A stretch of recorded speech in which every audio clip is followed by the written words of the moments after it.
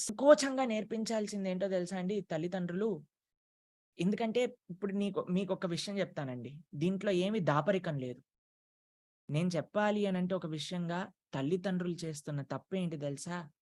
చిన్న పిల్లల్ని అక్కర్లేని విషయాలకి ఎక్స్‌పోజ్ చేయటం చిన్నప్పటి నుంచి.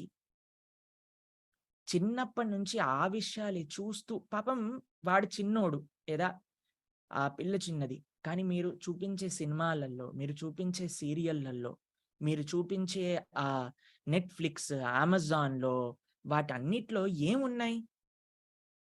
వాడు దానికంటే గొప్పగా ఏం నేర్చుకుంటారు?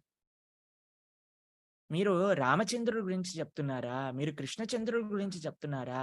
భగవద్గీత గురించి చెప్తున్నారా? రాముడు ఎలా ఏకపత్ని వ్రతుడై ఉన్నాడు ఆ విషయాలు నేర్పిస్తున్నారా? లేదా ఏదో సినిమాలకు తీసుకెళ్ళి, సీరియల్‌లకి తీసుకెళ్ళి వాటి విషయాలు చూపిస్తున్నారా? కాబట్టి వాడి యొక్క మనసు అలానే కదండీ ఏర్పడేది.